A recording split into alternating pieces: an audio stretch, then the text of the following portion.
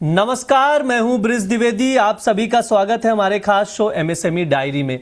Geopolitics का एक सीधा नियम है, चिंगारी दुनिया के किसी भी कोने में सुलग रही हो, उसकी तपिश आपकी और हमारी जेब तक पहुंची जाती है। इस समय मिडल ईस्ट संकट चल रहा है, तनावपूर्ण स्थिति बनी हुई है।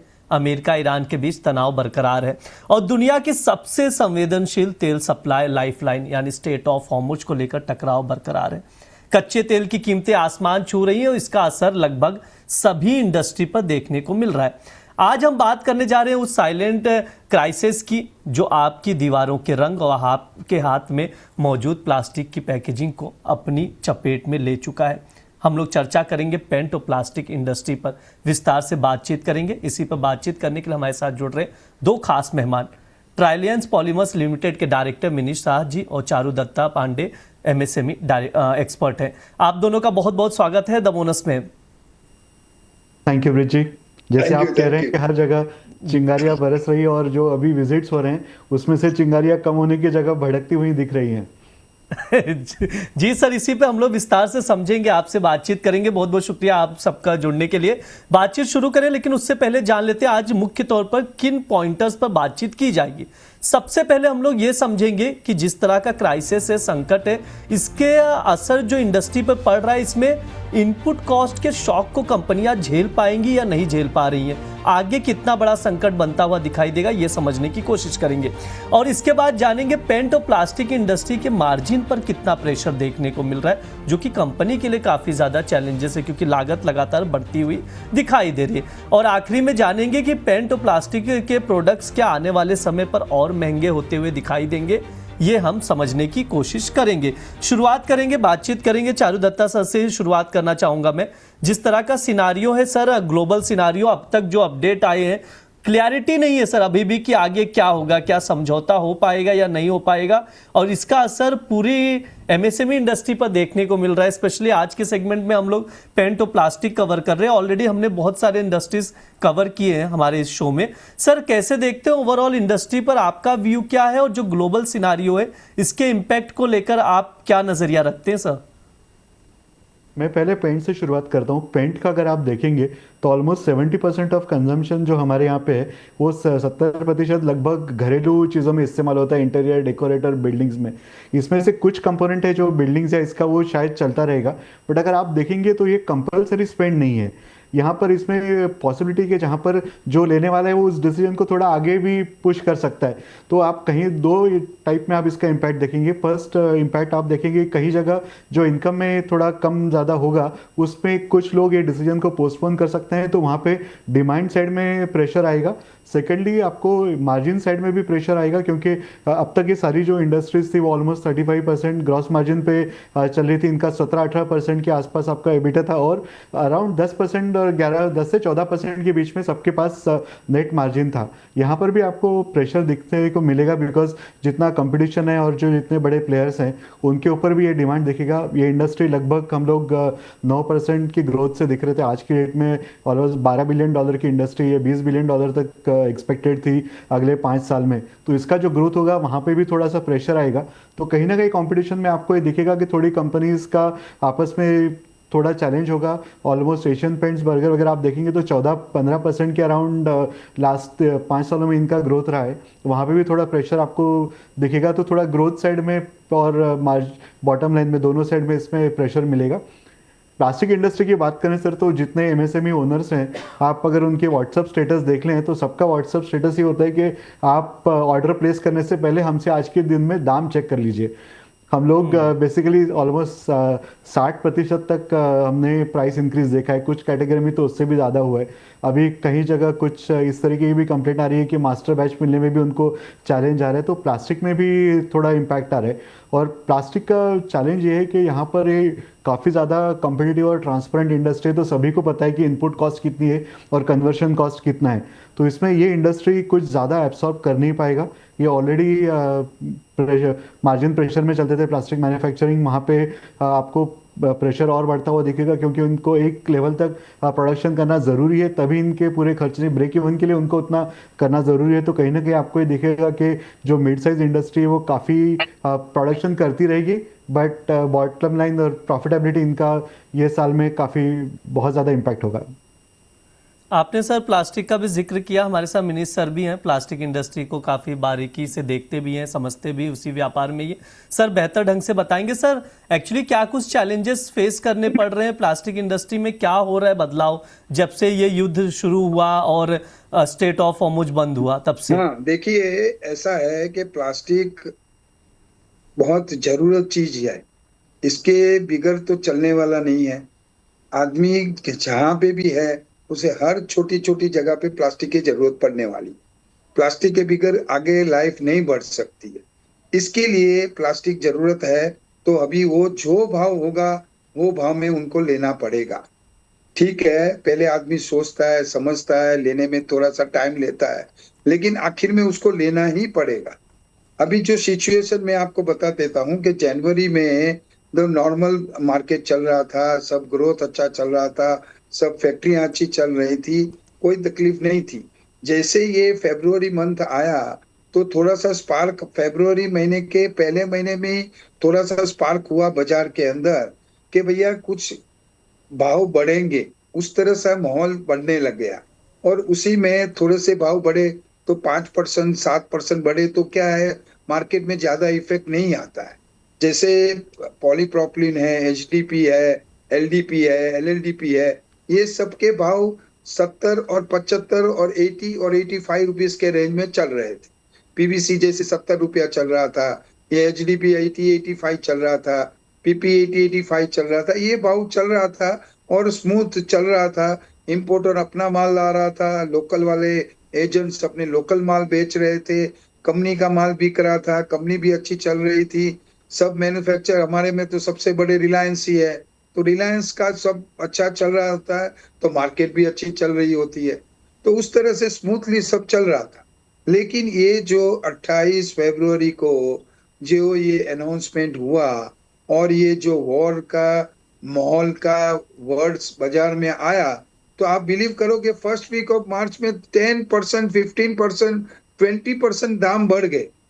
जिसके पास माल था जो पुराने भाव के, उसने भी वही माल रखा, उसको भी बेनिफिट मिला ज्यादा। इंपोर्टर इंपोर्ट करने लग गए, सस्ता इंपोर्ट था, महंगा भाव हो रहा था, तो सब ने माल इंपोर्ट कर लिया।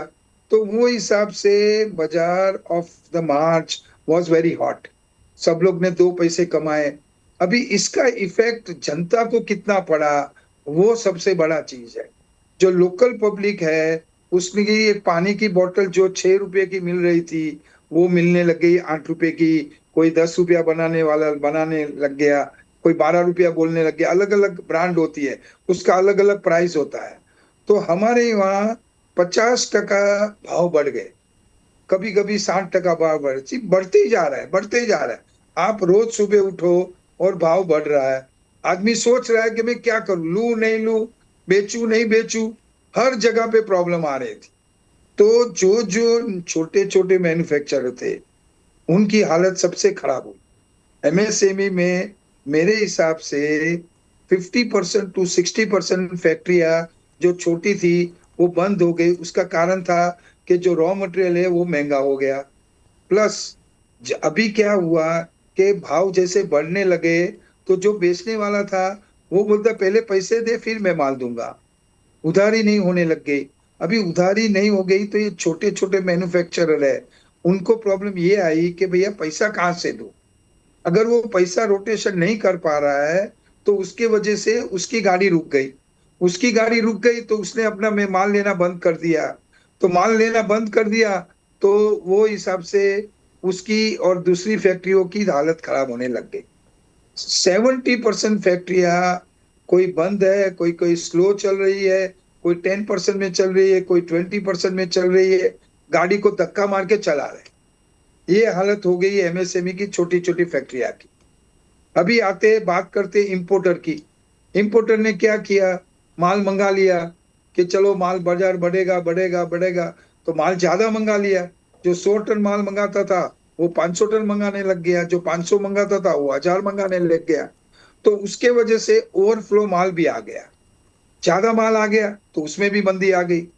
आज अप्रैल महीने में, मई महीने में उसकी मंदी दिखाने लग गई।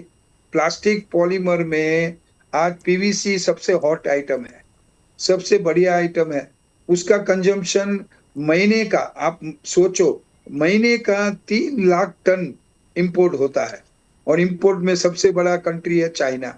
चाइना का माल आता है और बाजार यहाँ डंप हो जाती है, डंप होने से बाजार गिर जाती है, तो इंपोर्टर को लॉस हो जाता है। अभी ये पहले मैं तो ये बताता हूँ कि 2 साल से पीवीसी इंपोर्ट करने वाले को ज्यादातर लॉस ही हुआ है। तो भी वो क्या है, अभी उसके पास दूसरा बिजनेस है नहीं, वो जानता है सिर्फ पीवीसी इंपोर्ट और पीवीसी सेल वही करता है। तो वो करने के लिए भी उनको बहुत तकलीफ हुई, उनको वो सब रोटेशन घुमाने के लिए भी बहुत तकलीफ हुई। लेकिन अभी ये जो मार्च और अप्रैल थोड़ा सा फेवरेबल रहा, तो उनकी जो आगे की नुकसान हुई थी वो भरपाई हो गई। और कुछ नहीं हुआ है, कोई ज्यादा कमाया नहीं है, लेकिन क्या जी है कि आदमी को स्ट्रेंथ मिल गया। ये अभी चल रहा है पॉलीमर की स्टोरी। और मुझे कुछ पूछना है तो बताइए, मैं आपको बताने के लिए तैयार हूँ। जी सर, बिल्कुल आपसे भी पूछेंगे और हमारे साथ चारू दत्ता जी भी हैं, उनसे भी सवाल करेंगे। चारू सर, एक श्योर। चीज़ और बताइएगा मुझे, फ्रेट रेट को लेकर कितनी बढ़ोतरी देखने को मिल रही है इस इंडस्ट्री में, क्या नज़र आ रहा है? क्योंकि लगातार हम लोग देख रहे हैं शिपमेंट्स को भी लेकर परेशानियां देखनी पड़ रही हैं क्या? नहीं देखो, फ्रेड ठीक। है ना, पहले शुरुआत में बढ़ बढ़ गए थे, फिर धीरे धीरे धीरे धीरे नॉर्मल हो गए। और फ्रेड नॉर्मल होने से फ्रेड का बहुत इफेक्ट इंपोर्ट पे नहीं आता है, लेकिन अभी अभी बहुत आ रहा है। अभी क्यों ज्यादा आ रहा है, उसका 2 रीजन है। एक रीजन है कि गवर्नमेंट ने ड्यूटी 0 कर दी, और उसकी डेडलाइन दी है 30 जून को, तक ही ड्यूटी 0 है। 30 जून के बाद वो एक्सटेंड भी कर सकते हैं और ड्यूटी भी लगा सकते हैं। अभी पब्लिक क्या कर रही है, जो जो इंपोर्टर है, जिसको इंपोर्ट ही करना है, वो लोग अभी इंपोर्ट इसके लिए करते हैं ज्यादा कि उनको लगता है कि अगर मेरा माल जून 15, 20, 25 तारीख को आ गया तो मुझे ड्यूटी 0 लगेगी। लेकिन अगर वो फर्स्ट वीक ऑफ जुलाई में आ गया और गवर्नमेंट ने ड्यूटी एक्सटेंड नहीं की 0% वाली और ड्यूटी लगा दी, तो उनको बेनिफिट हो जाएगा। जुलाई फर्स्ट वीक में माल आएगा तो ड्यूटी लग जाएगा। तो उसकी वजह से ये जून के एंड के लिए जो शिपमेंट है, वो शिपमेंट के लिए वहां पे चाइना अपने से दिमाग उनका ज्यादा चलता है, उन लोग ने फ्रेट बढ़ा दिया। पहले था $800, उसके जगह पे 1200 किया, 1200 का 1400 किया, 1400 का 2000 किया, 2000 का 2500 किया। आज 2500, 3000 अलग अलग आदमी लोग बोल रहे हैं। सही में तो उनको ही मालूम है चाइना वाले को कितना फ्रेड है। वो लोग क्या कर रहे हैं, यहाँ पे मैसेज डाल रहे हैं कि फ्रेट बहुत बढ़ गया, फ्रेट बहुत बढ़ गया, तो यहाँ की मार्केट भी जंप ऊपर करे, ऊपर जावे, तो उनको अपना माल बिक जावे। उनके पास इतना माल पड़ा है, इतना माल पड़ा है कि उनको माल बेचना ही है और इंडिया को ही बेचना है। तो India is only one buyer from China. तो उनको अभी चाइना को क्या है, माल भी बेचना है, लेकिन फ्रेट बढ़ा के अपने को ऊपर के भाव में बेचना है। ये भाव चल रहा था 780, 790 यूएस डॉलर पीवीसी जी का चल रहा था। तो आज सर वो 810 बोलने लग गए, फिर 820 बोलने लग गए। आज मुझे सुना है 840 बोलने लग गए, अभी 870 बोलेंगे। माने वो रीजन दे रहे कि फ्रेट बढ़ गया है, लेकिन उनको कैसे भी करके कार्गो इंडियन बायर्स को देना। ये सही में हकीकत स्टोरी फ्रेट की है।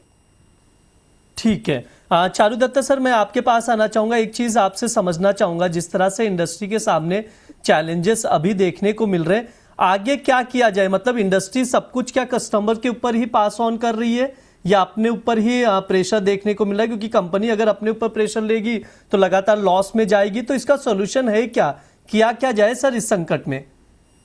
सर अभी तो सिचुएशन ऐसा है कि इसको बैलेंस करने के सिवाय दूसरा कोई ऑप्शन नहीं है ब्रिज कंपनी के पास। ये ज़रूरी है कि उनका ऑपरेशन रहे, क्योंकि सर ने भी जैसे अभी कहा कि काफ़ी सारी कंपनियां हैं जो अभी सर्वाइव ही नहीं कर पा रही हैं उनके मार्केट में। तो अगर उनके लिए हर के लिए ज़रूरी है कि वो पहले अपने लिए सर्वाइवल देखे। तो मिनेज भाई कह रहे थे वैसे उसी तरीके से पहली कंपनी ये बैलेंस करेगी कि जिसके पास स्टॉक है, मुझे जो बेटर रेट मिल रहा है मैं वहां से लूँ, जितना मैं अपने कस्टमर को पास ऑन कर सकता हूँ उतना कर पाऊँ।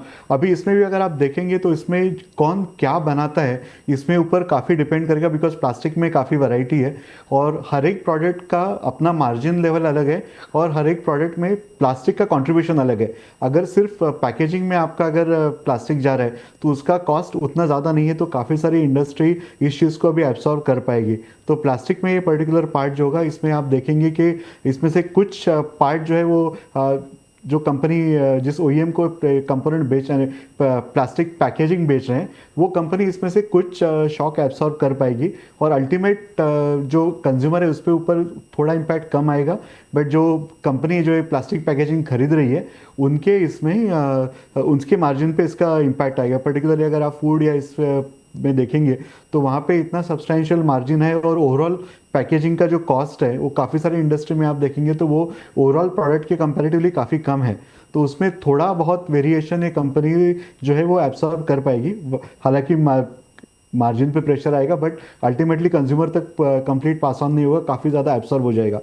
बट जो डायरेक्टली कंज्यूमर के पास जा रहा है, जहाँ से जैसे अभी कुछ प्लास्टिक बॉटल्स के लिए कुछ बात कर रहे थे या डायरेक्टली कंटेंट, अभी पिकल का सीज़न है तो वो फूड आइटम्स में जो जाएंगी ये पर्टिकुलर कंपनी जो है जिनके पास वो डायरेक्ट इम्पैक्ट आता है और वहाँ पे छोटी कंपनी जो बहुत बल्क में नहीं ले रहे हैं और उनके पास पैकेजिंग का कॉस्ट एक सब्सटेंशियल पार्ट है, वहाँ पे ये मार्जिन आपको एंड कस्टमर के पास जाते हुए दिखेगी। जो प्लास्टिक में कंपोनेंट है जो जैसे होम यूटेंसिल्स देखेंगे आप या पर्टिकुलरली थर्मल प्रोडक्ट जो होते हैं वो जैसे घर में रखने के लिए, रोटी के लिए, या फिर प्लास्टिक कंपोनेंट, वाटर बॉटल्स का भी अभी सीज़न आएगा क्योंकि स्कूल चालू हो रहे हैं। तो ये पर्टिकुलर सीज़न है, यहाँ पे आपको थोड़ा सा इम्पैक्ट दिखेगा। यहाँ पे प्राइस का पार्ट होगा, इसमें से एक पार्ट होगा काफ़ी सारे लोगों ने फरवरी तक और मार्च तक अपना ऑलरेडी प्रोडक्शन कर लिया होगा फॉर सीजन टू हैपन, तो वहाँ पे शायद अभी डायरेक्टली इम्पैक्ट ना आए बट उनके ऑपरेशन में इम्पैक्ट आएगा। बट उसके बाद जो डिमांड आएगा वहाँ पे आपको इन चीज़ों पे कस्टमर के पास डायरेक्टली डिमांड पास होते हुए दिखेगा। और एक शायद मे भी ये महीने तक ही पॉसिबिलिटी है कि जो पुराना कुछ स्टॉक या पहले वाला प्रोडक्शन होगा वो होगा, बट इसके बाद जो आएगा वहाँ से आपको ट्रांसफ़र होते हुए दिखेगा। आपको ये भी दिखेगा कि कुछ कंपनीज थोड़ा प्रोएक्टिवली थोड़ा इम्पैक्ट कस्टमर को पास ऑन करते हुए दिखेगी ताकि वो एकदम से शॉक ना आए और वो कहीं तो भी अपना भी प्रॉफिट लाइन मेंटेन कर सके। आज की डेट में वो बैलेंस करते हुए चलना यही कंपनी के पास ऑप्शन है, दूसरा कोई चॉइस नहीं है। ठीक है, मैं सर आपके पास आना चाहूंगा। जिस तरह से सर बता रहे, क्या लग रहा है कि सर कंपनी पास ऑन करने के लिए तैयार है या ऑलरेडी पास ऑन कर चुकी है कस्टमर को? जी सर, आवाज आ रही है मेरी? यस सर, आ रही, मुझे तो आ रही है। जी सर, मैं यही पूछा था इनपुट कॉस्ट जो है उस पर कितना दबाव है और कंपनी क्या पास ऑन कर चुकी कंज्यूमर तक प्राइजेस को या फिर अभी खुद ही बेयर कर रही है कंपनियां? सर मेरे हिसाब से तो रिलायंस कंपनी है और जो कंपनियां हैं वो अपने हिसाब से ही चल रही है। उनको जो प्राइस में माल बेचना है वो भाव बढ़ा बढ़ा के वो लोग बेच रहे हैं। हर दिन उनका भाव बढ़ रहा था। अभी लास्ट समझो ना 15 दिन से उन्होंने भाव कम करने का कोशिश की, क्योंकि जो हायर प्राइस में उनके माल बिक नहीं रहे थे मार्केट में, क्योंकि कंज्यूमर ले नहीं रहे थे, कंज्यूमर प्रोडक्ट नहीं ले रही थी, तो आदमी लेके क्या करेगा। आज सर 75-80 का प्राइस था, उसका अगर 150 का प्राइस हो जाता है, वो एक ही महीने के अंदर 160 हो जाता है, 170 हो जाता है, 180 हो जाता है, तो आप समझो ट्रेडर टू ट्रेडर तो बाजार हो चल रहा था, ट्रेडर बेच रहा था, ट्रेडर ले रहा था। लेकिन कंज्यूमर को अगर लेना है और पैसा एडवांस देना है या माल के सामने देना है तो उनको तकलीफ बहुत ज्यादा हो गई थी, उनसे सरवाइव नहीं हो रहा था। अभी उनको अपने को सरवाइव करवाना है तो किस तरह से सरवाइव करे, तो सरवाइव होना ही मुश्किल है। ये अभी 160 का 170 का जो बाजार हो गया था वो गिर के वापिस रिलायंस ने भी कम भाव किए अपने, उनको उनका सेल कम था, तो अभी आज का बाजार हो गया 125, 130, 140 के रेंज पे हो गया है। और पीवीसी जो 105 था वो गिर के आज वापिस 75-80 रुपये का भाव हो चुका है। अभी क्या है कि आगे क्या होगा वो किसी को मालूम नहीं है। मोदी जी ने जो स्टेटमेंट दिया है उसके वजह से आदमी को घबराहट हो गई है कि आगे जाके ये जो डीजल पेट्रोल इसकी खपत हमको कम करने को जो बोला गया है, वो डीजल मिलना ही मुश्किल हो गया। आज आपको मैं बताता हूँ कि मुंद्रा पोर्ट और कंडला पोर्ट, वहां पे आज के तारीख में गाड़ियां को डीजल ही नहीं मिल रहा। कंटेनर आएगा, गाड़ी लगेगी तो माल बाहर निकलेगा, अभी गाड़ी ही नहीं लगेगी तो माल कहाँ निकलेगा। तो हम लोग को अभी रोज है ना क्लियरिंग एजेंट को फोन करना पड़ता है कि भैया तू कुछ भी करके मेरा माल निकाल दे, उसको रिक्वेस्ट करना पड़ता है। कभी हम फोन नहीं करते थे, हमारा स्टाफ करता था। लेकिन क्या है, सिचुएशन अभी बहुत आगे खराब दिख रही है। बड़े बड़े लोग का स्टेटमेंट आप देखोगे तो वो लोग बोलते हैं कि आगे बहुत वर्स्ट टाइम आने वाला है, वर्स्ट टाइम आने वाला है। लेकिन वो वर्स्ट क्या होगा, कैसे होगा, क्यों होगा, किसी को मालूम नहीं। सब लोग सोच रहे हैं। अभी देखो, जो मैं तो बहुत ये इंटरव्यूज देखता हूँ, कोटक जी महिंद्रा के जो उदय कोटक जी, उनका मैंने बयान बराबर सुना, फिर दो तीन पांच लोग का सुना। तो फ्यूचर हमारे पास, इंडिया के पास 30 जून तक का ही ऑयल है। अभी 30 जून के बाद क्या होगा, कैसे होगा, क्यों होगा, तो ये जब तक ये अमेरिका और ईरान और इजराइल का सेटलमेंट नहीं हो जाता है, 100% सेटलमेंट अगर नहीं हो जाता है, तो ये फ्लक्चुएशन मार्केट रहेगा ही रहेगा। और किसी का कितना नुकसान होगा वो हम नहीं बोल पाएंगे। मैन्युफैक्चर का, मैन्युफैक्चर्स बनाने वाले का, छोटे छोटे प्रोडक्ट बनाने वाले को, इन लोग का क्या हालत होगा किसी को कुछ मालूम नहीं। अभी तो गाड़ी चल रही है, कोई प्लस में है कोई माइनस में है, लेकिन गाड़ी चल रहा है। लेकिन आगे मुझे पर्सनली ऐसा लग रहा है कि आगे फ्यूचर थोड़ा सा खराब रहेगा आपका। अगर जब तक ये हॉर्मोन्स हॉर्मोन्स हॉर्मोन्स सुन के हम जो थक गए हैं, वो अगर क्लियर हो जाता है, ईरान वाले मान जाते हैं, यूएसए वाले मान जाते हैं, तो मैं चाहता हूं कि हर आदमी को, अपने इंडिया को भी जो ग्रोथ की जरूरत है वो ग्रोथ मिल पाएगी। नहीं तो गाड़ी अटकेगी अटकेगी अटकेगी। जी बिल्कुल, प्राइम मिनिस्टर की तरफ से भी ये चीज़ें की गई हैं, जिक्र किया भी गया है कि आने वाले समय पर सिचुएशन थोड़ी सी वर्स्ट हो सकती है। जैसे पेट्रोल डीजल तमाम चीज़ें, जो तेल की चीज़ें, उसका इस्तेमाल भी कम करने के लिए कहा गया। सर चारुदत्ता सर, एक चीज़ ये भी बताइएगा, क्योंकि प्लास्टिक बहुत ज़्यादा यूज़ ऑटो इंडस्ट्री में भी होता है, चाहे डैशबोर्ड हो गया या फिर बम्पर देखें, हर जगह उसका इस्तेमाल बहुत ज़्यादा, चाहे पेंट हो गया या प्लास्टिक, दोनों का इस्तेमाल बहुत ज़्यादा। तो इसका ऑटो इंडस्ट्री पर भी बहुत मेजर इम्पैक्ट दिखाई दे रहा होगा। बिल्कुल दिखाई दे रहा है। वहाँ पे तो मार्जिन प्रेशर्स और कंपटीशन प्रेशर बहुत ज़्यादा है, क्योंकि अगर आप देख रहे होंगे तो नए व्हीकल्स आ रहे हैं। नए व्हीकल्स में अगर आप देखेंगे जो कंपोनेंट है उनके भी पार्ट चेंज हो गए, काफ़ी सारी जगह री इंजीनियरिंग करके इलेक्ट्रिक व्हीकल्स में भी अगर आप देखेंगे तो इसका यूटिलाइजेशन बढ़ ही रहा है। और काफ़ी सारे इसमें ये स्पेशलिटी मटेरियल डेवलप्ड है, क्योंकि यहाँ पे स्ट्रेंथ और आपको स्ट्रेंथ और परफॉर्मेंस दोनों बैलेंस करना होता है। तो वहाँ पे स्पेशलिटी प्रोडक्ट्स हैं और स्पेशलिटी प्रोडक्ट्स के लिमिटेड सोर्सेस हैं, तो जो इम्पैक्ट आ रहा है वो उनके पास भी आएगा। ऑटोमोटिव सप्लाई चेन थोड़ा टाइम लेके चलती है, तो इसीलिए उसके पास में आने के लिए एक जो इमीडिएट नहीं होगा, बट जहाँ पर फिर भी इसका ज़्यादा से ज़्यादा आप मान दीजिए कि 30 to 60 डेज तक ही इस सप्लाईज को ये सर्वाइव कर पाएंगे। उसके बाद में वो इम्पैक्ट कहीं ना कहीं इनको पास ऑन करना होगा, क्योंकि अगर आप देखेंगे ओवरऑल ऑटोमोटिव का जो फर्स्ट सेल का मार्जिन है वो काफ़ी लिमिटेड है, और कंपनीज अभी लाइफ साइकिल कॉस्ट पे ज़्यादा काम कर रही है compare to the upfront margin. तो उस पर्टिकुलर कॉम्पिटिटिव सिनेरियो में आपको कहीं ना कहीं ये पास ऑन करना होगा। आप इसके बीच में ट्रैक्शन देखें, आप देखेंगे कोविड के अराउंड हमने इलेक्ट्रॉनिक्स के ऊपर भी काफ़ी सारा प्रेशर देखा था। हमने देखा था कि जो इंजन कंट्रोल यूनिट्स थे वही नहीं थे, और उसके बाद प्रोडक्शन करके व्हीकल्स वैसे रखे गए थे, बाद में उनके साथ ECU फिट करके दिया गया था। सो वो एक और कंपाउंडिंग फैक्टर है, उसको यहाँ पर नहीं लाएंगे, बट उसको अगर आप दोनों को देखेंगे तो ऑटोमोटिव इंडस्ट्री भी अभी ये मंथ एंड के बाद प्रेशर फील करना, ऑलरेडी प्रेशर में है, बट इसके बाद ज़्यादा प्रेशर फील करना शुरू करेगी। और इसमें से कहीं ना कहीं उनको ये सोचना होगा कि किस तरीके से इस ये पूरा जो इंक्रीज है उसको कस्टमर के पास पास ऑन किया जाए। जी बिल्कुल, वैसे भी सर पूरी दुनिया होप में बैठी हुई है कि जल्द ही अमेरिका ईरान के बीच युद्ध खत्म हो, जो चीज़ें सिचुएशन है, क्योंकि एक इंडस्ट्री की बात नहीं है, पूरे विश्व भर में सभी इंडस्ट्रीज पर इसका इम्पैक्ट दिखाई दे रहा है, जिस तरह से तनावपूर्ण स्थिति बनी हुई है। सर समय भी हो चुका, शो वाइंड अप करेंगे। बहुत बहुत शुक्रिया मनीष सर, चारू दत्ता सर, आज की चर्चा में जुड़ने के लिए आप दोनों का बहुत बहुत धन्यवाद सर। नमस्ते नमस्ते नमस्ते सर। ये हमारा एमएसएमई डायरी शो है। इस दौरान हम लोग तमाम जो एमएसएमई इंडस्ट्रीज है उस पर बातचीत करते हैं। नो डाउट हम सबको पता है कि अमेरिका ईरान के बीच जिस तरह से स्थिति है उसका असर क्रूड ऑयल के प्राइसेस पर दिखाई दे रहा है। क्रूड के प्राइसेस आसमान छू रहे हैं, उसका इम्पैक्ट हम लोग अलग अलग इंडस्ट्री पर देख रहे हैं और ये प्रेशर लगातार बना हुआ है। चैलेंज पूर्ण स्थिति नजर आ रही है। अभी भी कोशिशें की जा रही है अमेरिका ईरान की तरफ से कि बातचीत हो जाए और युद्ध विराम लग जाए, लेकिन समझौता होता हुआ नजर नहीं आ रहा है। किसी एक पॉइंट को लेकर, 2 पॉइंट को लेकर दोनों देशों के बीच फिर से तनाव बढ़ जाता है, फिर क्रूड में उछाल आता है प्राइसेस में।